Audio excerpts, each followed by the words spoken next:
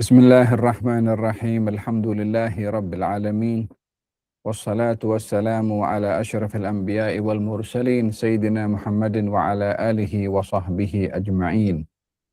Amma ba'du, meneruskan pengajian Tasfiyatu al-Qulub wa Tazkiyatu an-Nafs, membersihkan hati, mensucikan jiwa, yang merupakan pokok dalam Islam, yang merupakan jantung dalam syariah.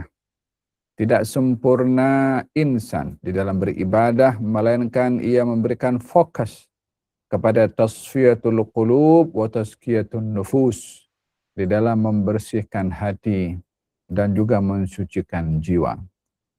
Di dalam membersihkan hati dan mensucikan jiwa, mengenal pasti sifat-sifat mazmumah dan sifat-sifat mahmudah. Bila mengenal pasti sifat-sifat mazmumah, maka berusaha untuk membersihkan diri daripada sifat tersebut. Bila sudah mengenal pasti tentang sifat-sifat mahmudah, maka hendaklah kita menghiasi hati dan jiwa dengan sifat-sifat tersebut. Inilah yang dimaksud di dalam Al-Quranul Karim, qad aflaha man zakkaha wa qad khaba man dassaha. Akan bertuah dan berjaya orang-orang yang mensucikan hati dan jiwanya, dan akan rugi dan binasa orang-orang yang mengotori hati dan jiwanya. Membersihkan hati dan jiwanya, membersihkan daripada sifat mazmumah, menghiasi dengan sifat mahmudah. Dan orang yang mengotori hati dan jiwanya, yaitu menghiasi hati dan jiwanya dengan sifat-sifat mazmumah, justru menghilangkan dan enggan untuk menghiasi dengan sifat-sifat mahmudah.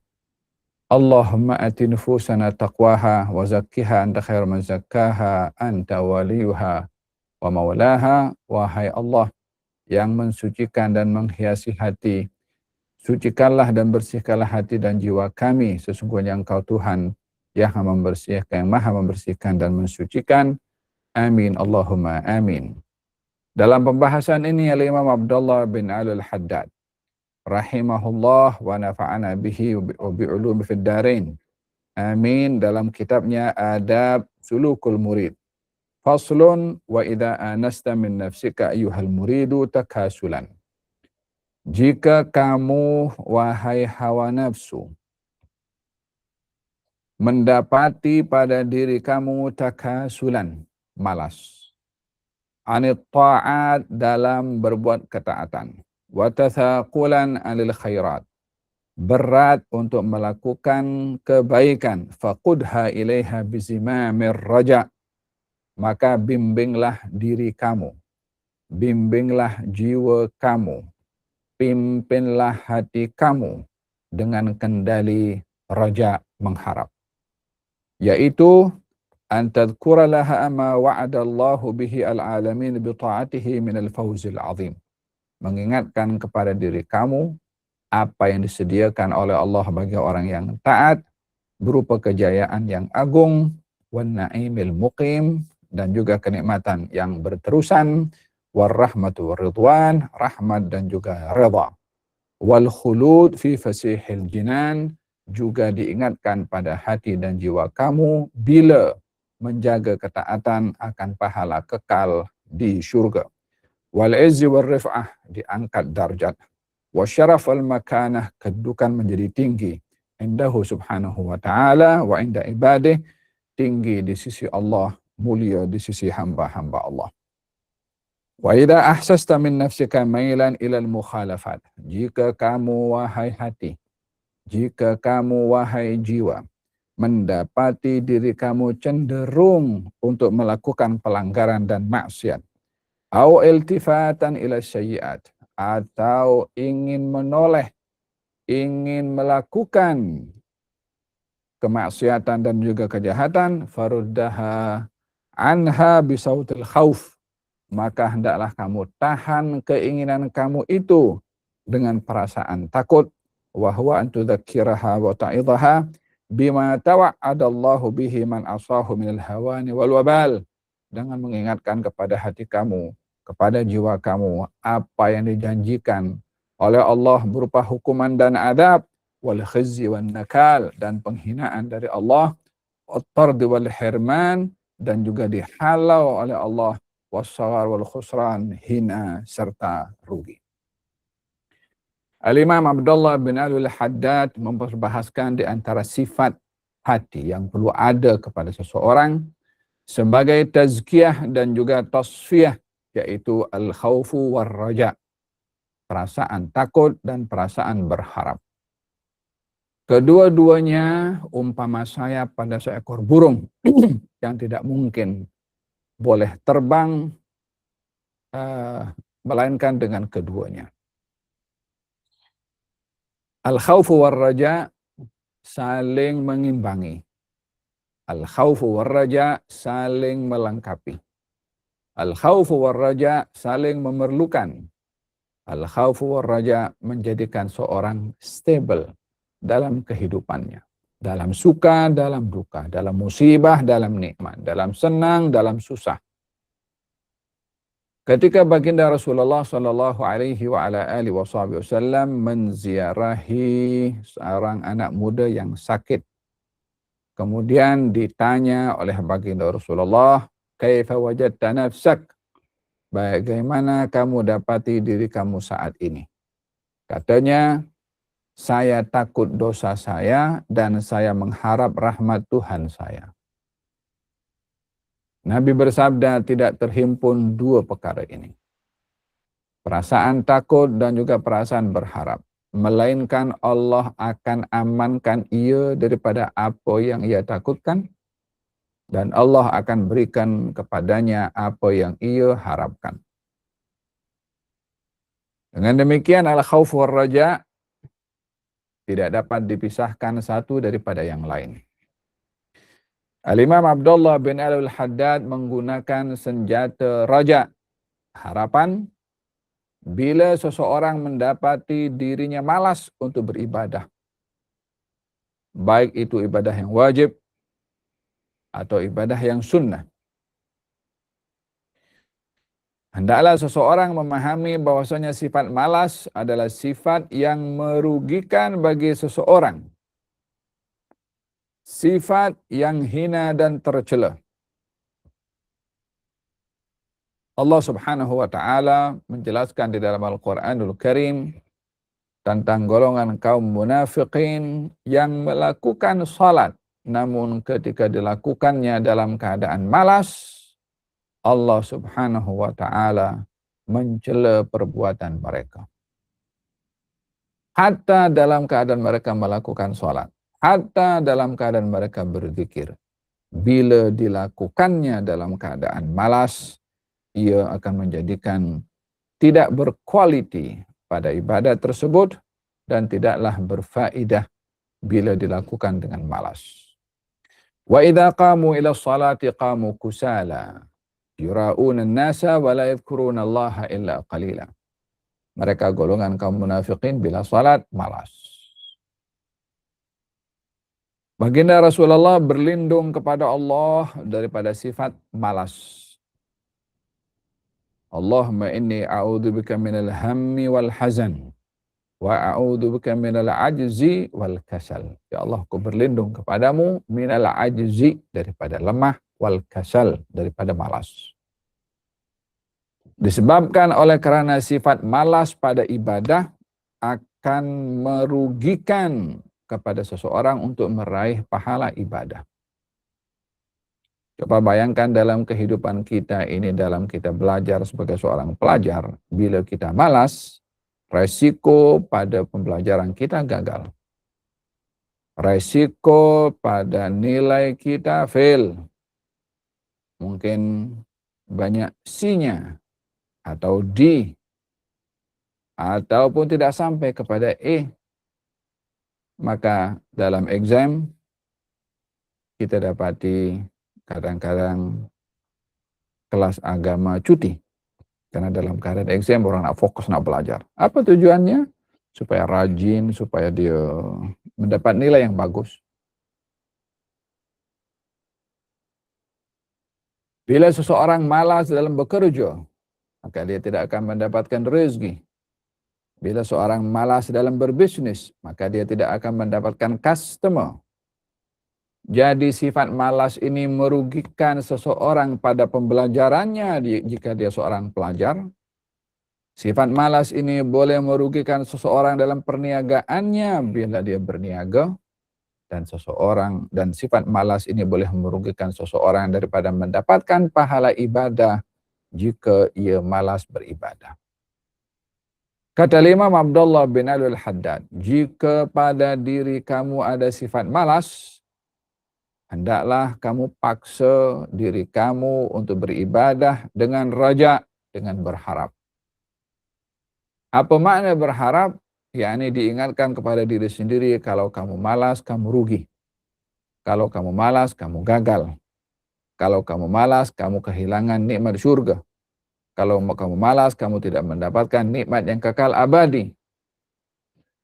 Kita kena ada perawatan kepada kita punya diri sendiri dengan memberikan semangat ataupun spirit untuk hati ini terpanggil melakukan amal ibadah dengan pahala-pahala yang kita inginkan, seperti seorang yang berbisnis ingin mendapatkan untung pada bisnisnya, seperti orang pelajar yang ingin mendapatkan nilai CGPA sempurna 4 atau 3.9 atau setinggi mana di dalam ia ingin meraih prestasi yang cemerlang. Maka usahanya adalah gigih, rajin, tekun untuk meraih apa yang dicari. Idza 'azuma al-matlub istakhaffa ma badal. Kalau yang dicari itu adalah istimewa, maka segala pengorbanannya akan menjadi ringan. Demikian kata Imam Abdullah bin Al-Haddad. Bila seseorang malas beribadah, tanamkan padanya ke pintu harapan untuk mendapatkan apa yang disediakan oleh Allah bila ia beribadah, supaya bertukar malasnya menjadi semangat. Sebaliknya, bila dalam hati dan diri seseorang cenderung kepada maksiat, syaitan setiap hari menunggu untuk berbisik di hati manusia. Min syarril waswasil khannas. Berlindung kepada Allah daripada kejahatan waswas syaitan. Al-khannas yang ia yakni bila disebut zikrullah dia akan cabut lari. Syaitan di dalam hadis menunggu di bahagian hati manusia untuk menghembuskan racunnya dengan bisikan. Dengan berbicara melalui hawa nafsu seseorang supaya cenderung melakukan maksiat dan malas melakukan perbuatan taat. Salah satu tipu muslihat syaitan adalah waswas, yakni berbisik. Kata Imam Al-Haddad, bila kamu mendapati diri kamu dibisiki, yakni ada bisikan yang mengatakan buat yang maksiat, tinggalkan perbuatan taat. Ditanamkan rasa kecenderungan pada perbuatan taat. Tazyin, menghiasi perbuatan maksiat, bahagian daripada tipu muslihatnya syaitan. Afaman zuyyina lahu su'u amalihi fara'ahu hasana. Fa inna Allah yadhillu man yasha'u yahdi man yasha'. Fala tadhhab nafsuka 'alaihim hasarat. Inna Allah 'alimun bima yasna'un. Tidakkah yakni Allah berfirman tentang tipu muslihat syaitan. Afaman zuyyina lahu su'u amalihi. yakni orang dihiasi perbuatannya yang jahat dan maksiat, dihiasi supaya nampak indah. Macam mana perbuatan maksiat dihiasi dengan sifat-sifat yang indah? Seperti berlaku kepada adik-beradik Nabi Yusuf alaihissalam ketika mereka berpakat untuk melakukan pembunuhan kepada Nabi Yusuf. Mereka prepare. Selepas kita bunuh Yusuf atau selepas kita campakkan Yusuf ke dalam perigi, lepas itu kita taubat. Lalu kemudian kita menjadi orang yang saleh. Yang memberanikan mereka melakukan jenayah kepada Nabi Yusuf, yang mereka sadari perbuatan itu salah, yang membawa mereka boleh berbuat, memberanikan mereka boleh berbuat, adalah mereka tipu diri sendiri dengan mengatakan, selepas kita buat maksiat, kita taubat. Seperti banyaknya orang pun juga yang terpanggil melakukan perbuatan maksiat dengan suara-suara yang mengingatkan untuk kita bertaubat. Buat dosa, nanti pergi umrah kita dapat ampun. Fara'ahu hasanan, jadi perbuatan maksiat itu dilihat baik, dilihat indah. Ketika Nabi Adam alaihissalam diperintahkan oleh Allah untuk tidak mendekati pokok, untuk supaya mengelak daripada makan buah-buahan yang dilarang oleh Allah Ta'ala. Wala taqraba hadhihi syajarah fatakuna minadh dhalimin. Jangan dekat pada pokok ini. Larangannya bukan jangan makan, jangan dekat. Dekat saja tak boleh, apalagi makan. Kalau orang sudah tidak dekat pada pokok, tidak mungkin makan. Tapi kalau dia dekat, maka mungkin dia tergelincir untuk makan. Syaitan bagi tahu, wahai Adam, tahukah kamu kenapa Tuhan kamu melarang kamu dekat kepada pokok ini? Pokok khuldi, syajaratul khuldi. Diberi nama pokok khuldi. Ini pokok khuldi, pokok kekal. Yani dikemas dulu itu pokok, namanya dengan kemasan kekal. Kalau kamu makan daripada buah ini, kamu kekal di surga. Atau kamu jadi dua malaikat. Padahal sudah diberitahu ini jangan kamu dekati. Ketika dikemas perbuatan salah itu dengan dengan tipu muslihat yang indah, maka terpanggillah untuk melakukannya. Berapa ramai daripada orang yang sekarang melakukan perbuatan salah dan maksiat, motifnya adalah dilihat perbuatan maksiat itu indah, elok, senang, lezat, nikmat. Nanti kita taubat. Paham dong? Katanya jika kamu melihat pada diri kamu kecenderungan melakukan mukhalafat yang salah, maka gunakanlah senjata khauf, senjata takut untuk kamu ingatkan pada diri kamu. Jangan buat. Kalau kamu buat, kamu dihina di hadapan Allah. Jangan kamu buat. Kamu akan diharamkan daripada kebaikannya Allah. Jangan kamu buat. Kamu akan rugi di sisi Allah. Ditanamkan perasaan takut sehingga seseorang yang terhalang daripada melakukan perbuatan maksiat tadi.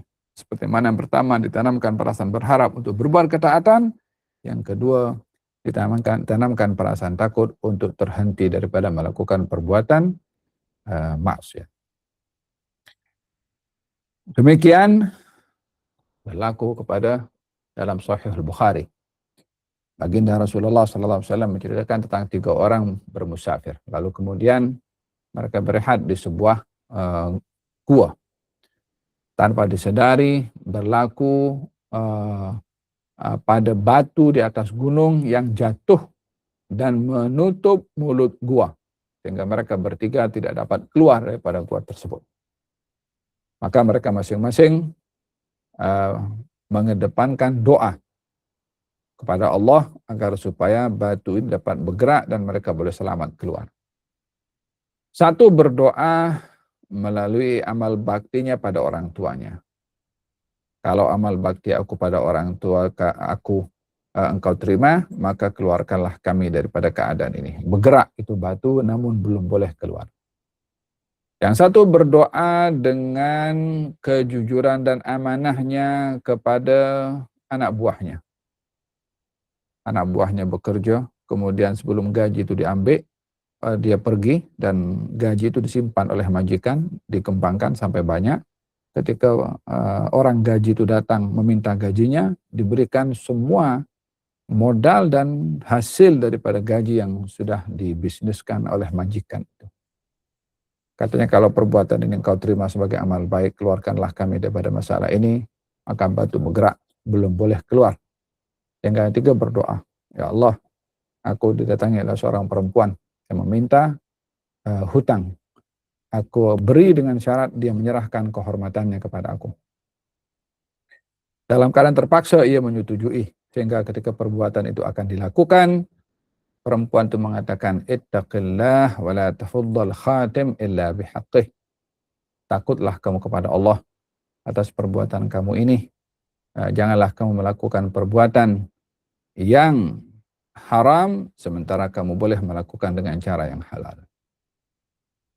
Maka dia pun terhenti lelaki itu daripada melakukan perbuatan tersebut disebabkan oleh karena ittaqillah, takutlah kamu kepada Allah.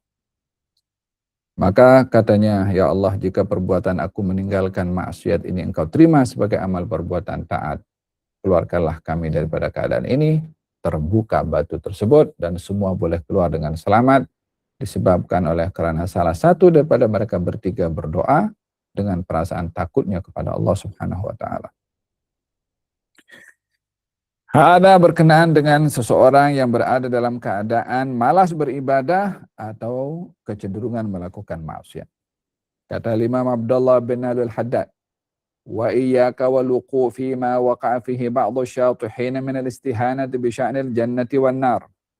Wa 'azzim ma 'azzama Allah wa rasuluh. Hati-hati kamu daripada tergelincir sebagaimana ramai sebagian orang-orang yang melampau, yang menganggap hina dan remeh urusan syurga dan neraka. Sebagian orang melihat syurga dan neraka masih jauh. Sebagian orang menganggap syurga dan neraka urusan akhirat.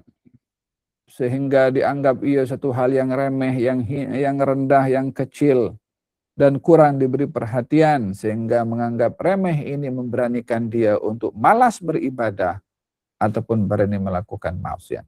Katanya, agungkanlah apa yang diagungkan oleh Allah dan Rasulnya, termasuk urusan syurga dan neraka.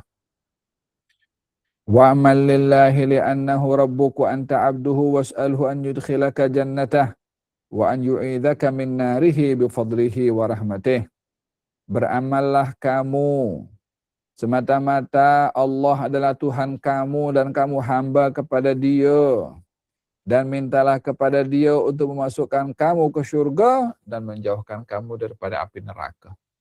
Yani beribadah kepada Allah Subhanahu wa taala adalah sebagai satu amanah antara kita dengan Allah. Syurga dan neraka urusan Allah untuk memberikan balasan. Kalau tak ada syurga, kalau tak ada neraka, tetap kita wajib sembah kepada Allah. Sebab Dia Tuhan dan kita hamba. Wa in qala laka syaitan la'anahu Allah inna Allah subhanahu wa ta'ala ghaniyun 'anka wa an amalika wa la tanfa'uhu ta'atuk wa la tadurruhu ma'siyatuk. Kadang-kadang syaitan kacau, bisik. Apa dia kata? Syaitan beritahu kepada manusia, hai manusia, bukankah Allah ini maha kaya daripada ibadahmu? Bukankah Allah tidak terjejas dengan maksiatmu kepadanya? Sebanyak mana engkau berbuat taat tidak menambahkan kedudukan Allah. Sebanyak mana engkau bermaksiat tidak menjejaskan pun kepada keagungan dan kesucian Allah. Jadi untuk apa kamu beribadah sementara ia tidak memberi manfaat kepada Allah? Tak ada salahnya pun juga kamu bermaksiat karena tidak menjejaskan pun kepada keagungannya Allah. Syaitan akan berbicara begitu. Faqul, katakan kepada dia, kepada syaitan. Shadaqta, ya betul, tapi bukan semua. Walakin ana faqirun ila fadlillahi wa ila al-amal salih. Allah itu tidak perlu kepada ibadah hamba, betul. Allah tidak terjejas dengan maksiatnya manusia, betul. Tapi saya beribadah kepada Allah sebab saya perlu pemberian dari Allah. Yang tidak mungkin saya dapat kecuali dengan amal soleh dan ibadah saya kepada Dia.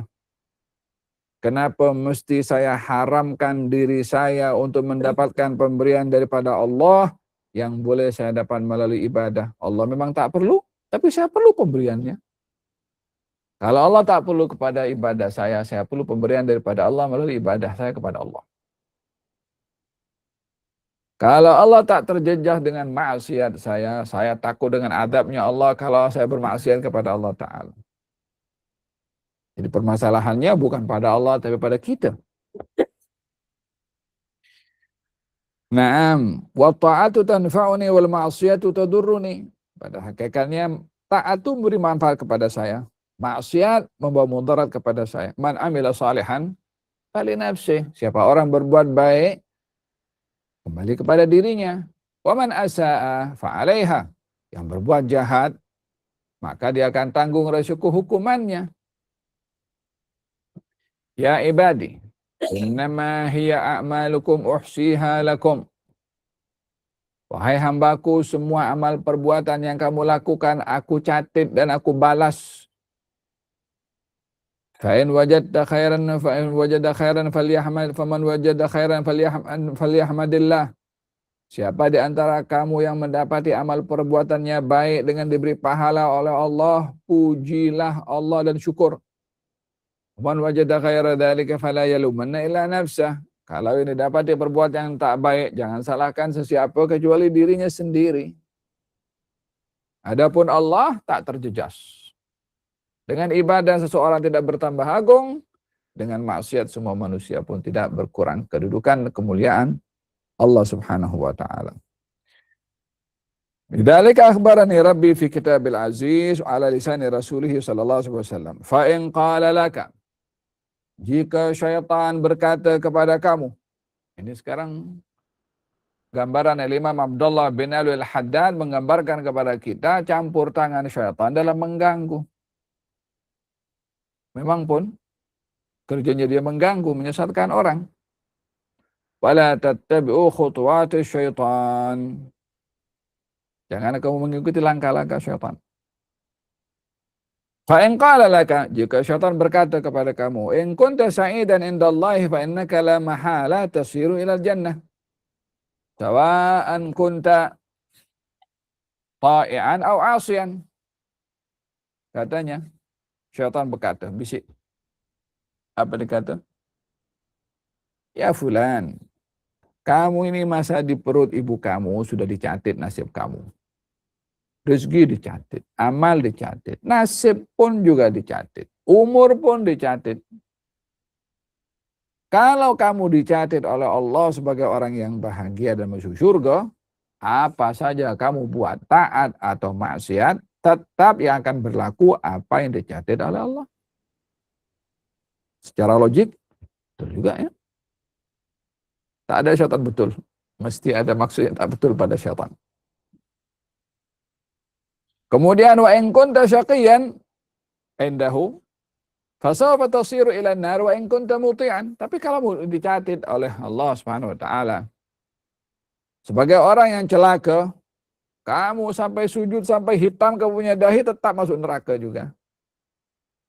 Tak ada faedah engkau punya ibadah kalau Allah catat kamu sebagai penghuni neraka.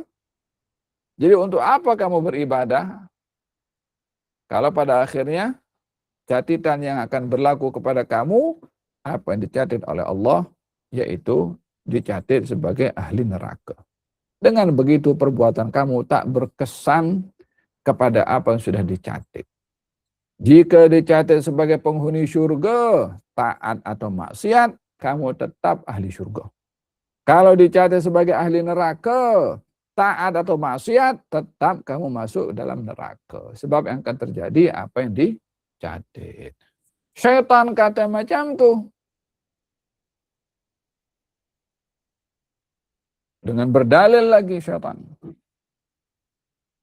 Guna dalil. Baik itu dalil dalam Quran. Guna dalil dalam hadis. Macam pun itu kata-kata syaitan kepada Nabi Adam alaihissalam. Faham? Kata syaitan, segala-galanya sudah ditakdirkan oleh Allah Ta'ala. Inna kulla syai'in khalaqnahu biqadar. Bukankah dalam Quran Allah beritahu segalanya sudah tentukan takdirnya? Wa kullu syai'in fa'alu fi zubur. Semua yang dilakukan sudah dicatat. Jadi tak akan miss. Bagi orang yang dia boleh tertipu dengan syaitan, dia kata, betul juga. Apa yang sudah Allah takdirkan itu akan berlaku. So tak guna, aku ibadah, aku maksiat, tak ada kaitan dengan apa yang sudah ditentukan oleh Allah, akan takdirnya Allah. Kata Imam Abdullah bin Al-Haddad, fala taltafit ila qaulih, jangan kamu peduli dengan kata-katanya. Jangan kamu dengar pada kata-katanya. Kenapa ya Imam, ya Abdullah, ya Haddad? Wa dzalika li'anna amra sabiqati ghaibun la yattali'u alaihi illa Allah. Wa laysa li ahadin minal khalqi fihi syai'. Karena ketentuan takdir itu pada seseorang tak ada siapa yang tahu kecuali Allah Ta'ala. Bagaimana kita boleh mendahului pengetahuan Allah Subhanahu wa Ta'ala dengan meyakini kepada diri sendiri bahwasanya yang ditentukan oleh Allah pasti akan berlaku. Yaitu kalau ditentukan oleh Allah ahli syurga, maka dia akan masuk syurga apapun amalnya. Dia tahu tak apa yang ditentukan oleh Allah? Tidak tahu. Tapi kalau sudah ditentukan oleh Allah Subhanahu wa Ta'ala, itu tetap akan terjadi apa yang ditentukan oleh Allah. Betul, tapi itu kerja Allah yang kita tak tahu.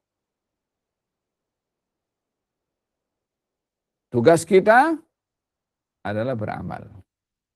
Untuk mengetahui apa catatan Allah akan nasib kita nanti, bergantung kepada amal kita di sini. Katanya, watta'atu adallu dalilin ala sabiqatis sa'adah. Ketaatan seseorang itu dalil bukti yang paling zahir, yang paling terang kalau dia termasuk orang yang selamat di akhirat nanti. Wa ma bainal muti wa bainal jannati illa an yamuta ala ta'atih. Antara orang yang taat dengan masuk surga tak ada lain melainkan meninggal dunia dalam keadaan taat. Penerangan daripada Allah surga bagi orang yang taat. Tidak ada penerangan daripada Allah surga bagi orang bermaksiat. Keterangan daripada Allah neraka bagi orang yang maksiat. Tidak ada keterangan di situ neraka bagi orang yang taat. Yang ada surga untuk orang yang taat, neraka untuk orang yang bermaksiat. Jadi untuk kita mengetahui nasib yang ditentukan oleh Allah dalam ilmunya Allah, dalam ketentuan Allah, dalam takdirnya Allah, yang itu hanya diketahui oleh Allah, tandanya kita boleh tahu melalui amal kita di dunia. Jika yang kita lakukan adalah perbuatan yang taat, maka itu adalah bukti bahwasanya catatan Allah Subhanahu wa Ta'ala adalah baik untuk kita.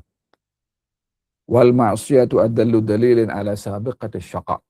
Sementara maksiat adalah bukti yang paling jelas kalau dia termasuk orang yang celaka dan binasa. Bukankah antara orang bermaksiat dengan neraka melainkan kematian?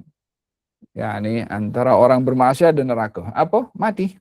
Karena penghujung seseorang dalam maksiat, nasibnya adalah neraka waliyadzubillah.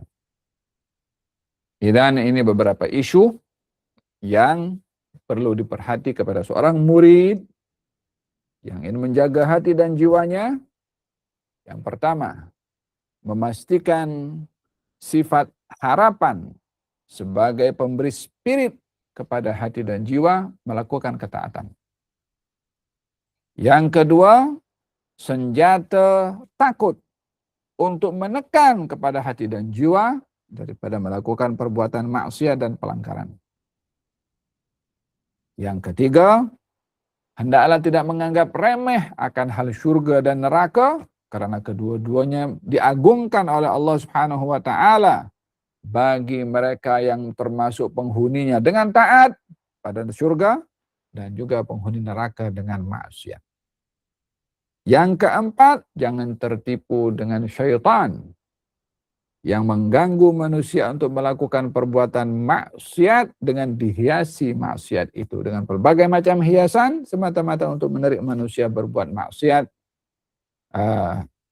Jangan tertipu dengan tipu muslihat syaitan yang namanya maksiat mengundang murka dan azab dari Allah Subhanahu wa taala.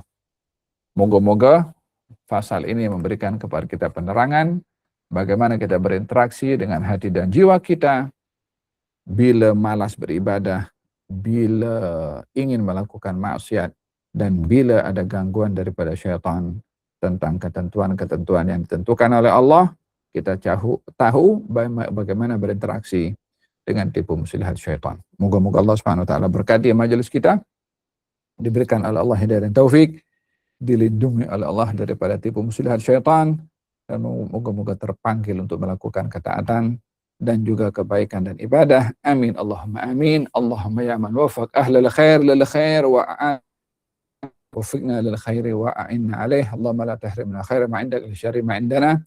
اللهم أت نفوسنا تقواها وزكها أنت خير من زكاها أنت وليها ومولاها برحمتك أرحم الراحمين. بسر الفاتحة لحضرة النبي محمد صلى الله عليه وآله وصحبه وسلم.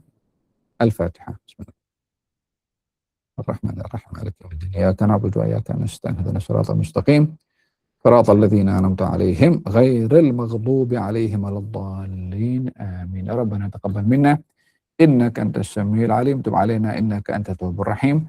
دعواهم فيها سبحانك اللهم وتحيتهم فيها سلام وآخر دعواهم الحمد لله رب العالمين. السلام عليكم ورحمة الله وبركاته. وعليكم السلام ورحمة الله وبركاته. جزاك الله خير يا حبيبي.